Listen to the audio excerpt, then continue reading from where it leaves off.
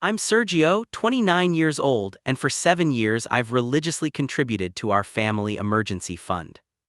My parents always treated my younger brother better than me, but I never expected what happened last month.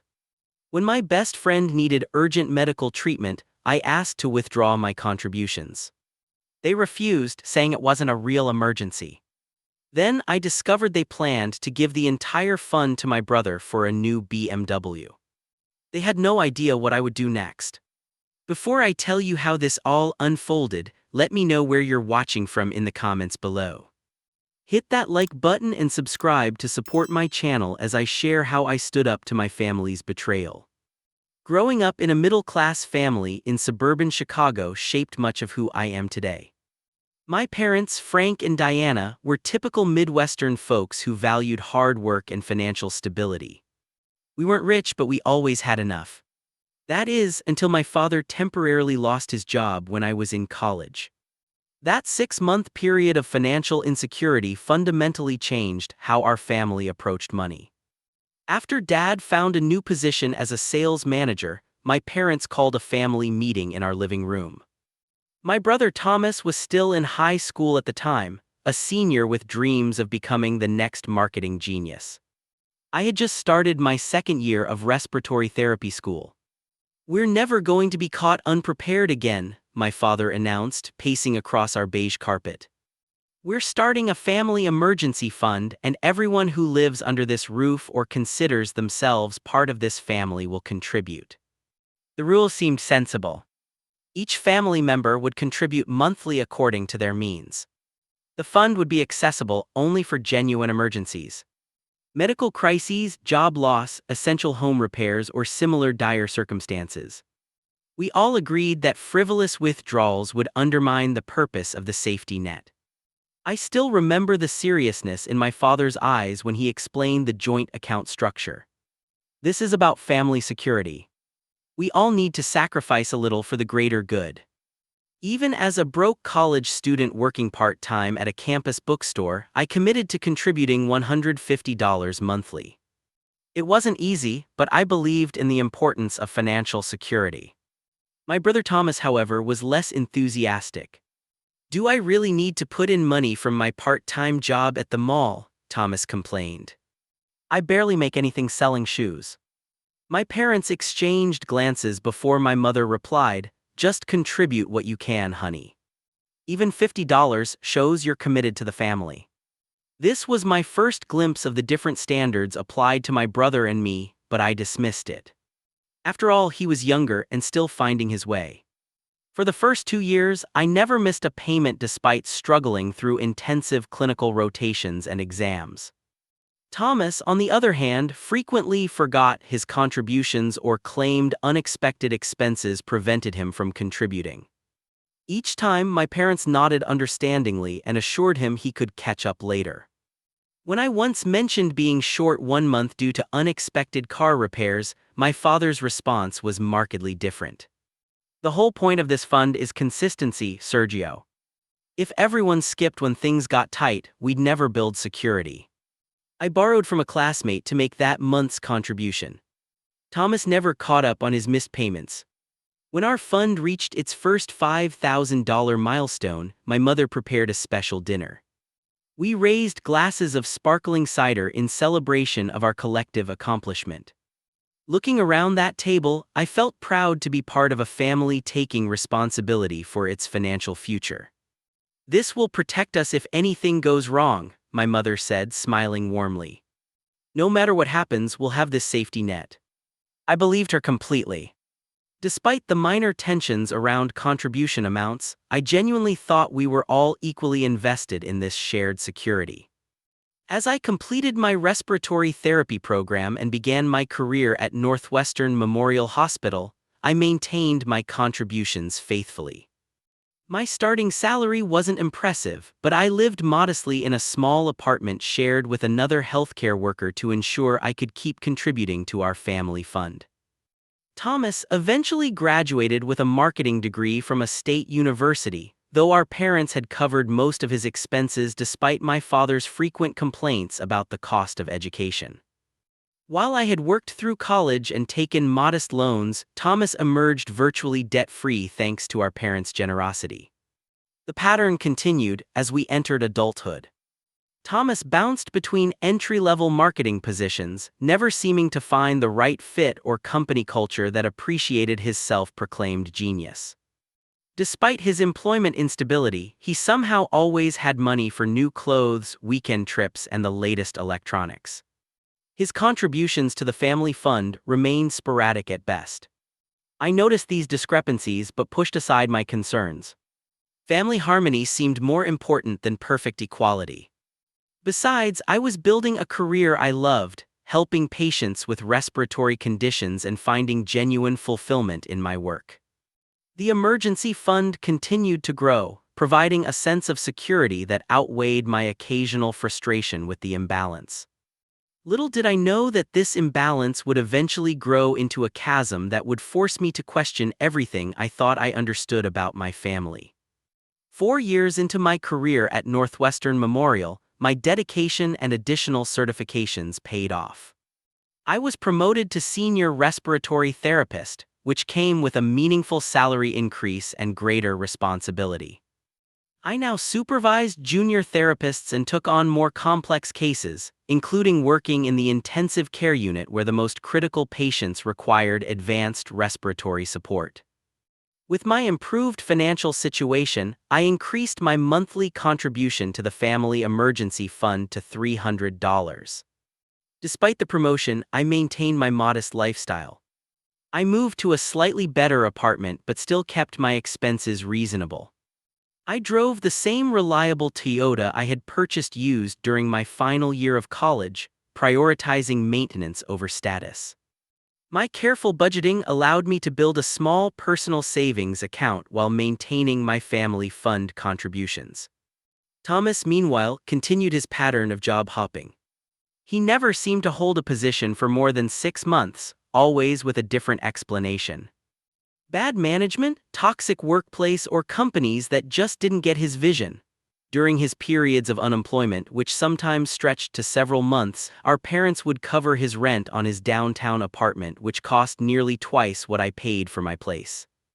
"He needs to live in a good area for networking," my mother explained when I once gently questioned this arrangement. "It's an investment in his future."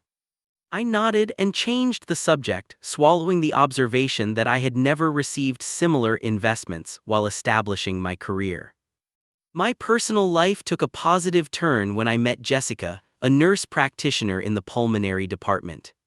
We connected immediately over our shared dedication to patient care and similar backgrounds.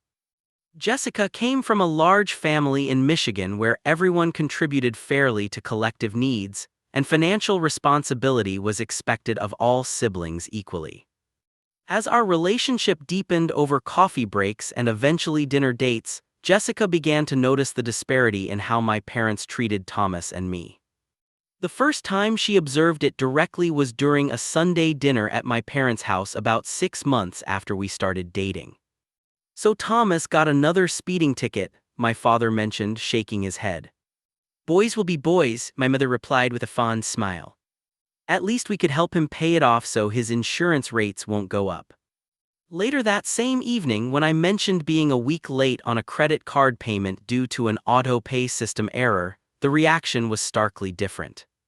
"Sergio, you need to be more responsible with your finances," my father lectured. "Set calendar reminders if you have to. Late payments affect your credit score." Jessica raised an eyebrow at me across the table but said nothing until we were driving home.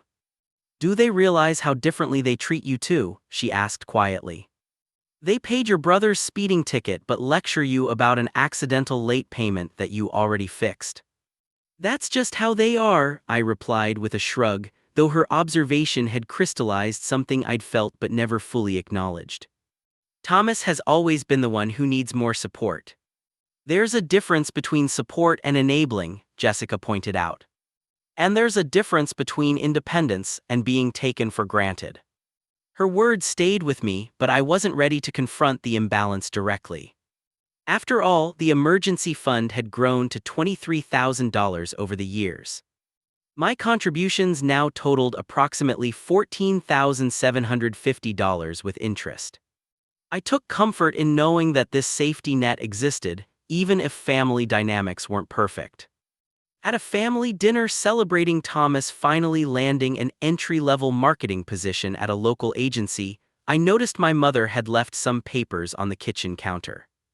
Glancing at them while helping bring dishes to the table, I recognized bank statements for the emergency fund. A quick look showed that Thomas's total contributions over 7 years amounted to less than $3,000. The disparity was starker than I had imagined, but I pushed the thought aside. I genuinely hoped Thomas would succeed in this new position and perhaps become more consistent with his contributions. More importantly, I maintained faith that if a true emergency arose, the safety net would be there for any family member who needed it, including me. I couldn't have known how severely that faith would be tested, or how quickly. Patrick Hamilton had been more than just my colleague for 5 years. We had started at Northwestern Memorial within months of each other, shared countless lunch breaks discussing difficult cases, and supported each other through professional challenges. When I went through a particularly devastating breakup before meeting Jessica, Patrick had been the one to ensure I didn't isolate myself entirely. He had become the brother I wished I had. The day Patrick received his diagnosis remains vividly etched in my memory. We were supposed to meet for lunch, but he texted asking if we could talk privately in the hospital garden instead. His normally confident demeanor had vanished, replaced by a pallor that alarmed me instantly. The specialist confirmed it, he said without preamble. It's a rare form of glomerulonephritis. Basically, my kidneys are attacking themselves. I felt my medical training kick in as he explained the specifics of his condition.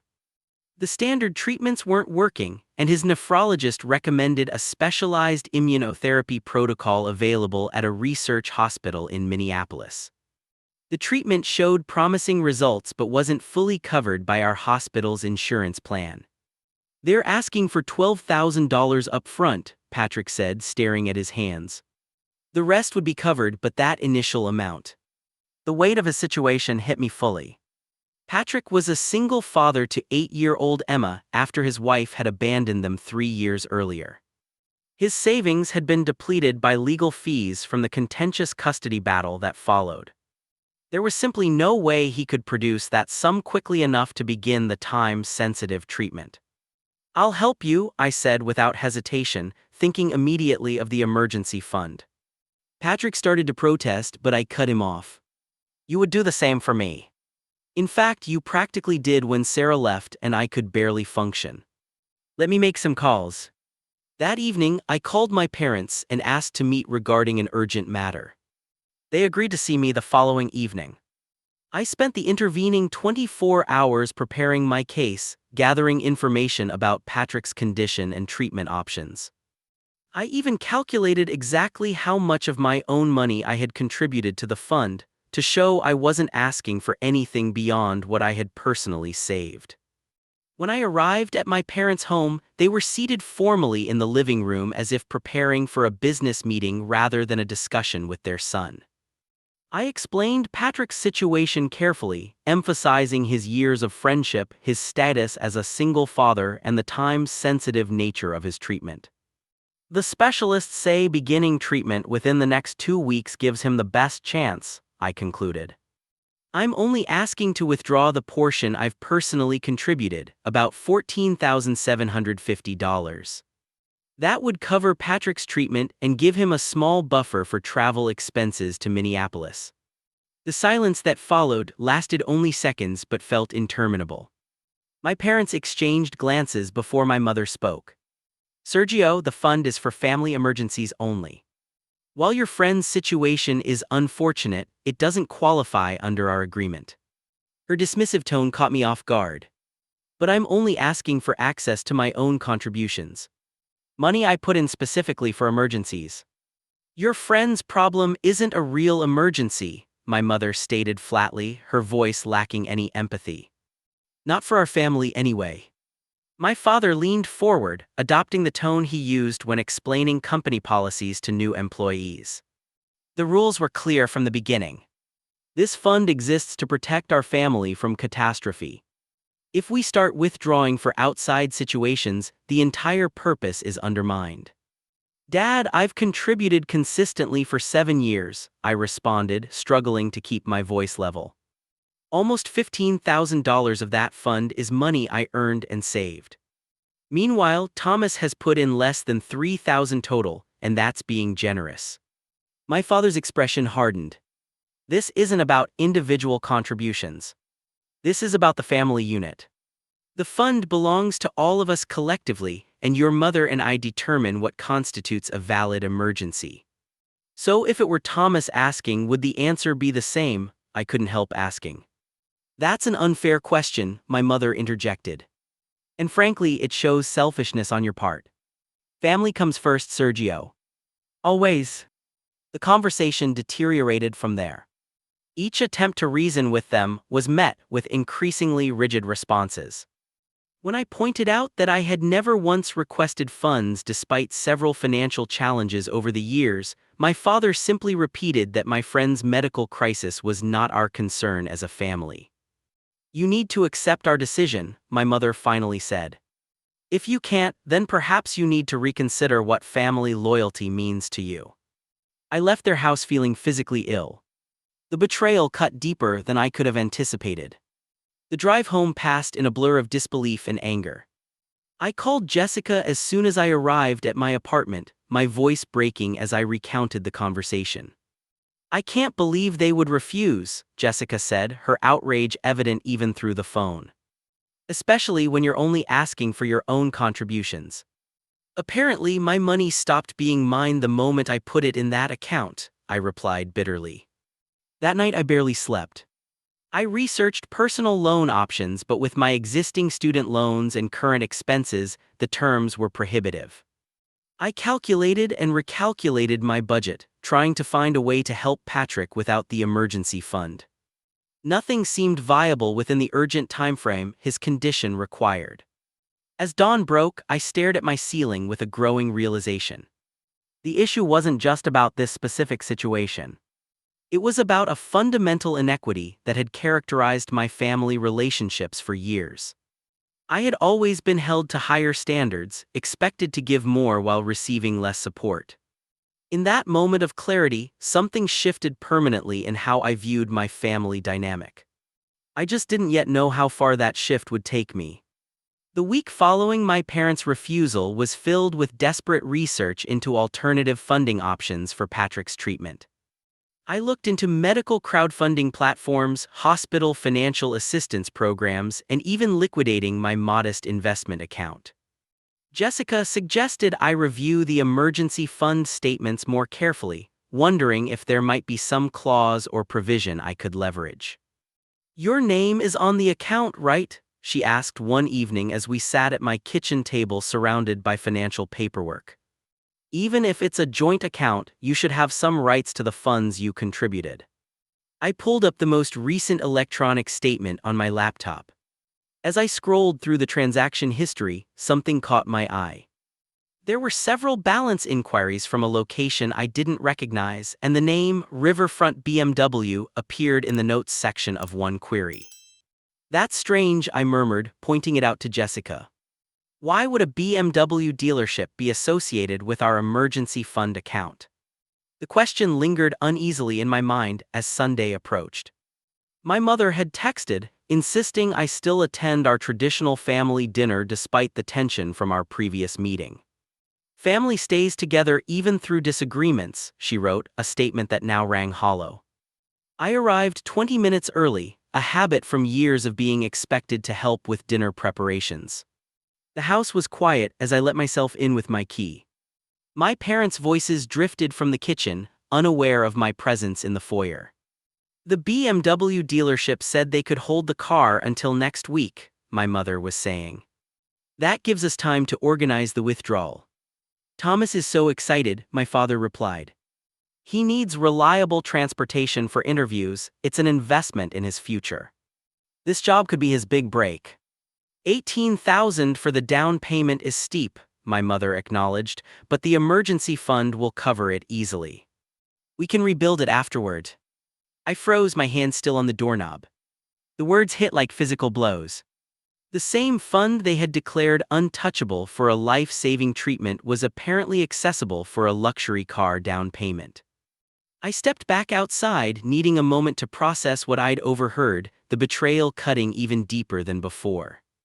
When I re-entered 10 minutes later, making enough noise to announce my presence, I found my mother stirring pasta sauce while my father set the table. Thomas arrived shortly after, practically bouncing with energy. "Guess who has 2 final interviews this week?" he announced, not waiting for responses. "This agency is perfect. They have major national clients, and the creative director practically guaranteed I'm their top candidate." "That's wonderful, honey," my mother beamed. "Your hard work is finally paying off." I remained quiet through the initial dinner conversation, the knowledge of what I'd overheard burning in my chest. When there was finally a lull, I took a deep breath. "I have a question about the emergency fund," I said calmly. My father's fork paused halfway to his mouth. "I thought we resolved that issue, Sergio." "Not exactly," I replied. "I'm curious about something I noticed on the recent statement. Why was there an inquiry from Riverfront BMW?" The silence that followed confirmed everything. My mother recovered first, setting down her wine glass with deliberate care. "Thomas has been offered an incredible opportunity with this new position," she began. "The potential position," I corrected. "He hasn't actually been hired yet. These interviews require him to look professional and arrive reliably," my father interjected. "His current car is on its last legs. This is an investment in his future success." "So let me understand," I said, struggling to keep my voice level. "My friend's life-saving treatment doesn't qualify as an emergency, but Thomas's desire for a BMW does." Thomas scoffed. "It's not just any car. It's about presenting the right image for my career. I deserve something reliable after all my hard work." "All your hard work," I repeated incredulously. "You've held 5 different jobs in the past 3 years, none longer than 6 months. Meanwhile, I've contributed consistently to that fund for 7 years straight, never missing a payment even when money was tight." "That's unfair, Sergio," my mother snapped. "Your brother has been finding his path." "Finding his path on everyone else's dime," I retorted. "The statement shows he's contributed less than $3,000 total to the emergency fund. I've put in nearly $15,000. Yet somehow, his new car is a priority over my friend's medical treatment." My father's face reddened. "The fund belongs to the family unit. Individual contributions aren't the point." "Apparently they are when it's convenient," I said. "When I needed access to my own money, suddenly the fund was untouchable. When Thomas wants a luxury car, the rules change." "It's different," my mother insisted. "This is about his career. And Patrick's situation is about his life," I countered. "He could die without this treatment." "That's dramatic," Thomas said with an eye roll. "Hospitals have to treat everyone anyway." His callousness was the final straw. "You have no idea what you're talking about. But clearly, you've never had to worry about consequences. Mom and Dad have always been there to clean up your messes and fund your fresh starts." The dinner devolved into our worst family argument ever. Years of resentment surfaced as I laid bare the double standards that had characterized our family dynamic. My parents defended their decisions with increasingly twisted logic, insisting that different standards were appropriate because Thomas and I had different needs. "The fund has always been for the good of the family," my father insisted repeatedly. "No," I finally said, standing up from the table. "It's been for the good of Thomas with my money. I've been subsidizing his lifestyle for years while being held to completely different standards." I left before dessert was served, ignoring my mother's tearful pleas to stay and work things out. As I drove home, I realized something fundamental had broken. The image I had maintained of my family as basically fair despite their favoritism had shattered completely. That night, after recounting the confrontation to an equally outraged Jessica, I began researching joint bank account laws. If my parents could justify using the emergency fund for a BMW, I needed to know exactly what rights I had to the money I had contributed for all these years. The Monday after that disastrous family dinner, I scheduled a consultation with Logan Mercer, a financial advisor recommended by a colleague. I brought copies of all the emergency fund statements I had access to, along with my detailed records of personal contributions over the years. Legally speaking, Logan explained after reviewing the documents, as an authorized signer on this joint account, you have equal rights to access the funds. There's no legal distinction between your contributions and those of the other account holders. Even though it was established with specific verbal agreements about its purpose, I asked. Verbal agreements are difficult to enforce, he replied. Banks don't monitor the reason for withdrawals from joint accounts. Each authorized signer has full access privileges. This information settled something in my mind. I spent the next evening creating a detailed spreadsheet, meticulously calculating my exact contributions over 7 years plus the proportional interest those contributions had earned. The final figure came to precisely $14,750. When Jessica came over that night, I showed her my calculations and shared my emerging plan. I'm thinking of withdrawing exactly what I've contributed, I told her. Not a penny more, not a penny less. Just my money. Jessica considered this carefully. Legally, you're entitled to it. Morally, I think you're on solid ground too. They've clearly abandoned the original purpose of the fund if they're using it for a car down payment. But it's still a major step, I said. It potentially changes my relationship with my family forever. I think that relationship changed when they refused to help Patrick while planning to buy Thomas a BMW, Jessica pointed out gently. The question is whether you're willing to accept the imbalance or take a stand. Over the next 2 days, I prepared methodically. I opened a separate account at a different bank, one my parents had no connection to. I made copies of all relevant financial records and contribution calculations. I even prepared a letter explaining my actions that I could leave for my parents if I went through with the withdrawal. The timing was crucial. I knew my brother had scheduled a final interview for Thursday, after which my parents planned to take him car shopping. The BMW had been put on hold until Friday, which meant I needed to act Wednesday at the latest. Wednesday morning, I called in a rare personal day at work. I hadn't missed a single day in over a year, so my supervisor approved it without question. I dressed professionally as if going to work and arrived at the main branch of our bank when it opened at 9. Sitting in the parking lot, I experienced a final moment of doubt. Was I really prepared to take this step? Would this irreparably damage my family relationships? Images flashed through my mind. Thomas getting constant second chances while I was held to perfect standards. My mother's dismissive, not a real emergency comment. Patrick's worried face as his treatment window narrowed. The casual discussion of using the emergency fund for a BMW down payment. Inside the bank, I joined the line for the next available teller, my heart pounding so loudly I was certain others could hear it. When it was my turn, I approached the counter with forced calmness.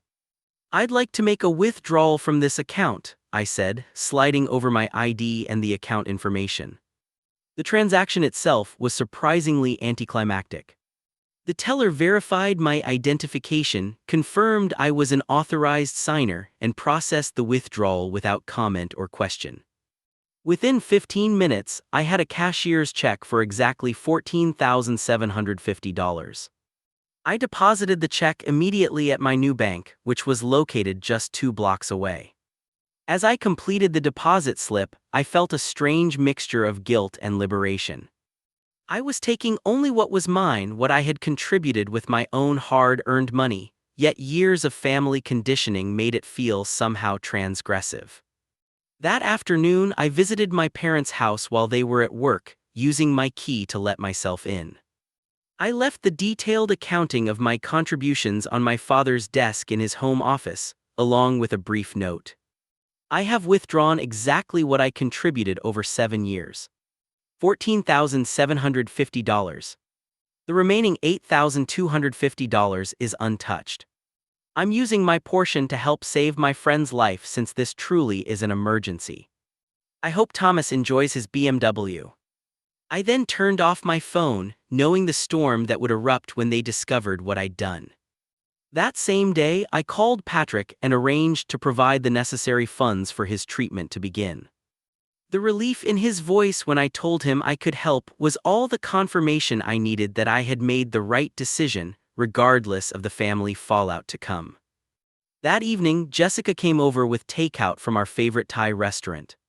We discussed boundaries and consequences while sharing pad Thai and green curry. "Are you prepared for their reaction?" she asked.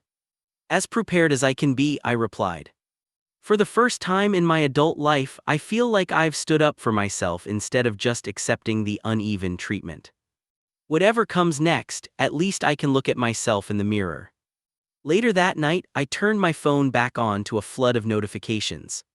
The reckoning had begun, but surprisingly, I felt more peace than anxiety.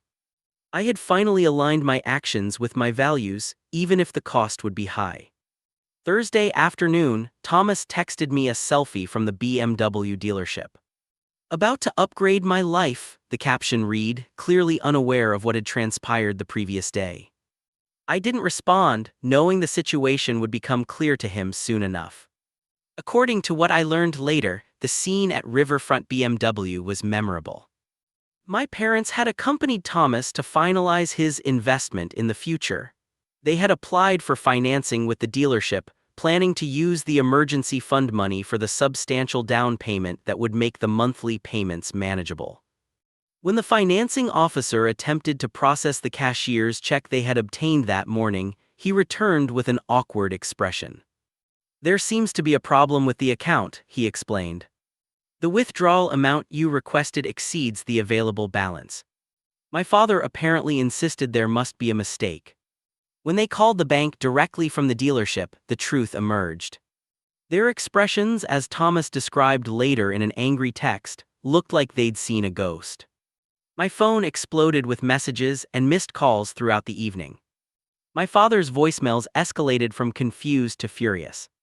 My mother's texts alternated between guilt-inducing, "How could you do this to family?" and threatening, "Your father is considering legal action." Thomas's messages were simply a stream of expletives and accusations.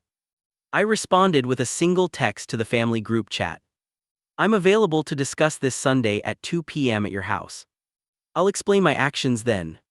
Friday morning, I received confirmation that the first installment of Patrick's treatment had been paid and his initial appointment scheduled for Monday. This concrete good that had come from my decision strengthened my resolve to face my family. Jessica offered to accompany me to the Sunday confrontation, but I declined. "This is something I need to handle myself," I told her, though I appreciated her unwavering support throughout the situation. Sunday arrived with a sense of inevitable confrontation. As I pulled into my parents' driveway, I noticed all the blinds were closed, as if the house itself was preparing for battle. My mother opened the door before I could knock, her expression a mixture of anger and something that looked almost like fear. The living room had been arranged like a tribunal. My father sat in his recliner, my mother took the seat beside him, and Thomas paced behind them like an agitated guard dog. I sat alone on the couch across from them, painfully aware of the physical representation of our family divide. "Explain yourself," my father demanded without preamble. "I think my note explained everything," I replied calmly. I withdrew exactly the amount I had contributed to the fund over 7 years. "Not a penny more." "You stole from the family emergency fund," Thomas interjected. "No," I corrected. "I accessed my own contributions to address a genuine emergency, after being explicitly told I couldn't. Meanwhile, you three were planning to use that same emergency fund to buy a luxury car." My mother's face flushed. "That was different. Thomas needed reliable transportation for his career. And Patrick needs specialized treatment to survive," I countered. "If his situation doesn't qualify as an emergency but a BMW down payment does, then the fund has clearly lost its original purpose." My father leaned forward, his voice dangerously quiet. "You had no right to make that decision unilaterally. Just like you had no right to decide my friend's life wasn't worth saving while Thomas's image was," I replied. I brought documentation showing exactly how much I've contributed. I didn't touch a cent of anyone else's money. I placed my folder of financial records on the coffee table between us. No one moved to take it. "You've betrayed this family," my mother said tearfully. "After everything we've done for you.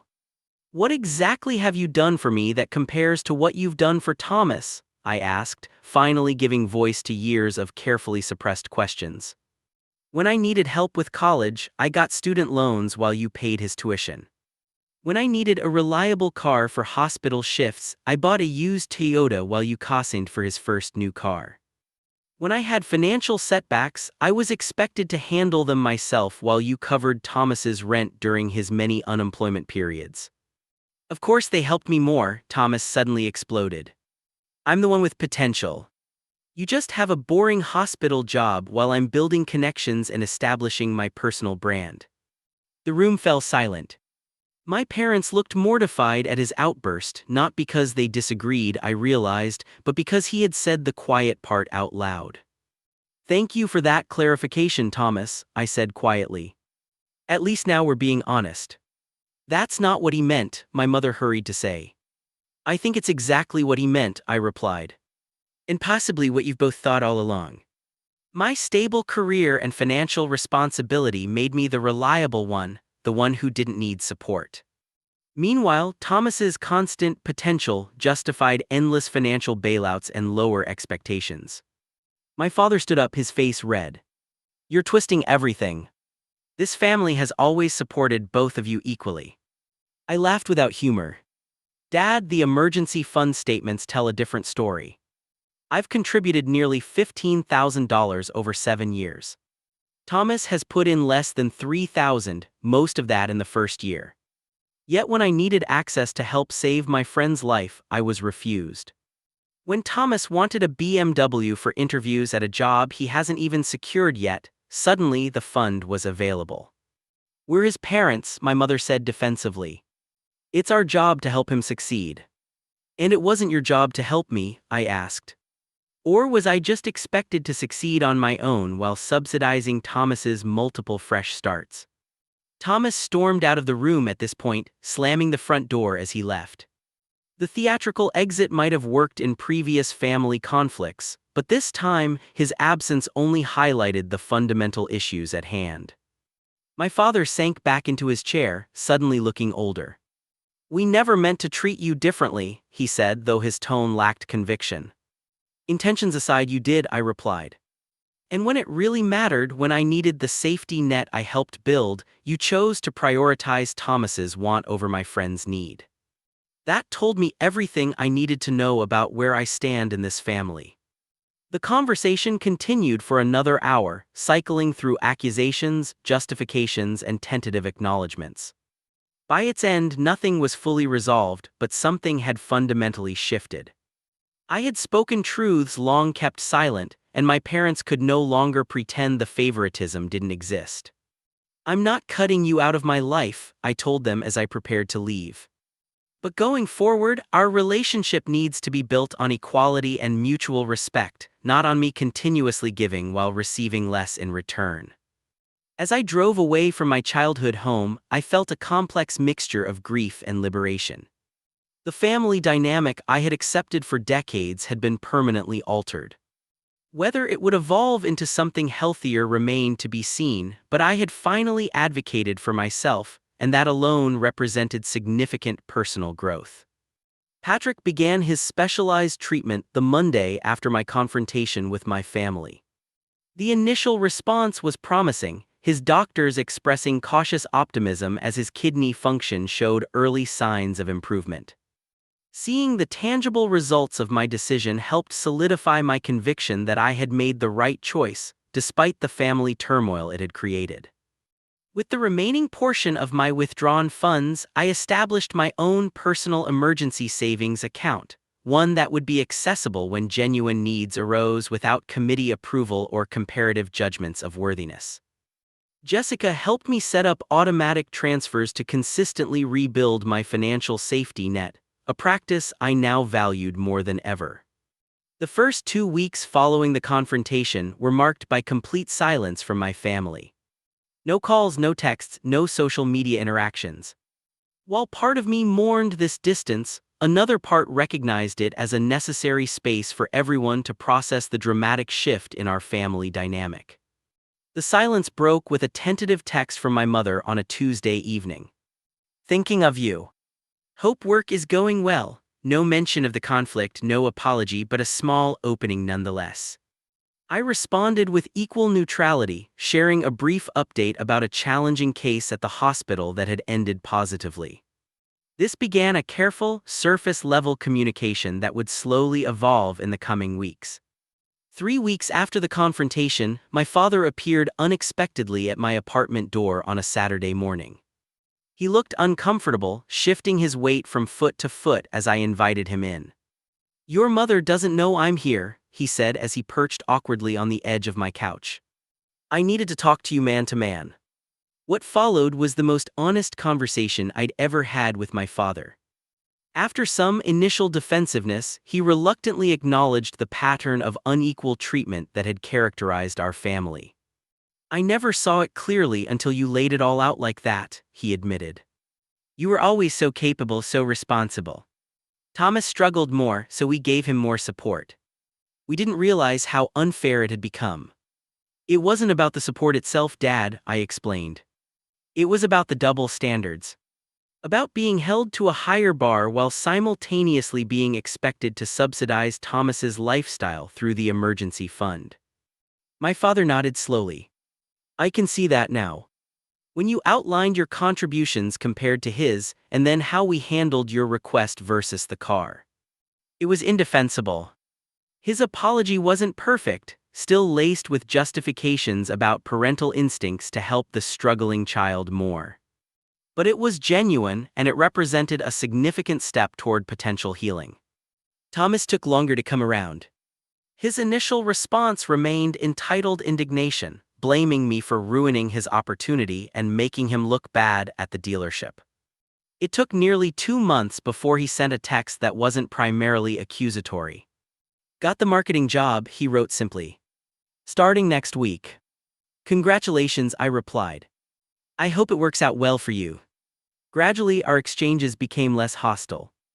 I maintained firm boundaries about financial matters, making it clear that while I wished him success, I would no longer directly or indirectly fund his lifestyle choices.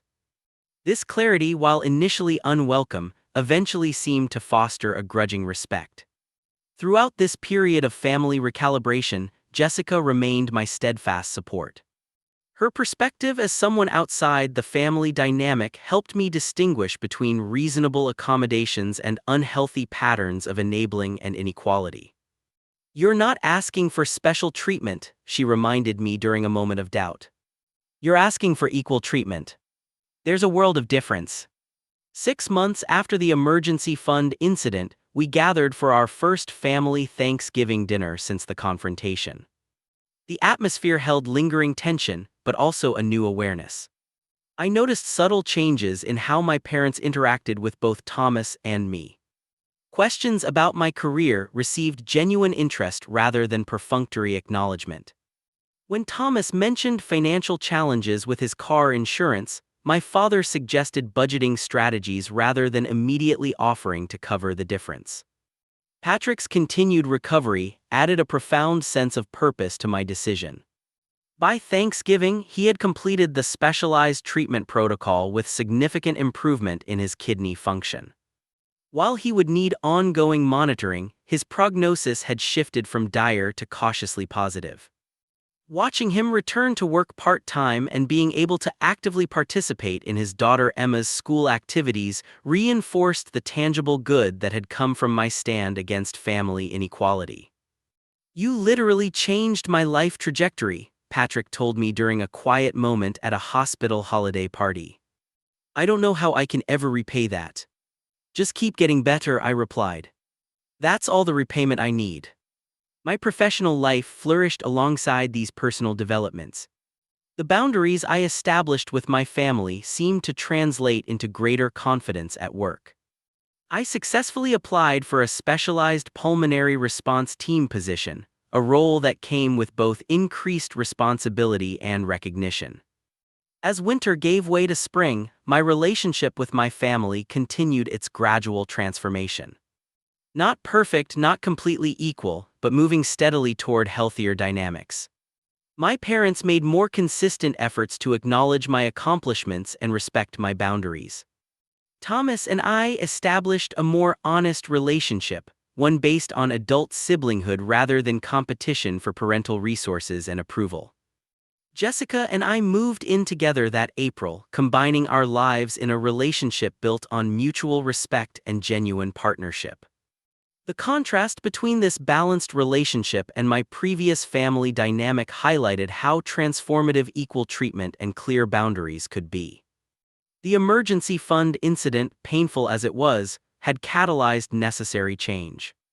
It forced recognition of long-established patterns and created space for new, healthier interactions. Most importantly, it taught me that standing up for fairness, while difficult, is sometimes the only path to genuine relationship health. I've come to believe that family loyalty must include mutual respect. True family support flows in all directions, not predominantly toward one member at another's expense. Sometimes, the most loyal action is holding up a mirror to dysfunctional patterns, even when that reflection is initially unwelcome. The journey from silent resentment to open communication wasn't easy, but the resulting authenticity made every difficult conversation worthwhile. I no longer suppress legitimate concerns to maintain a false peace. I've learned that real family strength comes not from perfect harmony but from honest engagement with difficult truths. For anyone facing similar family dynamics, I encourage you to trust your perceptions when patterns of inequality emerge consistently. Your feelings matter. Your contributions matter. And sometimes, standing firmly for fairness is the most loving action you can take, both for yourself and ultimately for your family.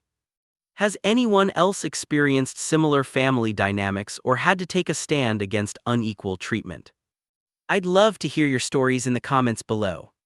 If this story resonated with you, please hit that like button and subscribe to my channel for more authentic conversations about navigating complex family relationships.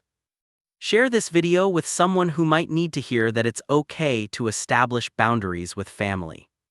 Thank you for listening to my journey, and remember that true family support should lift everyone equally.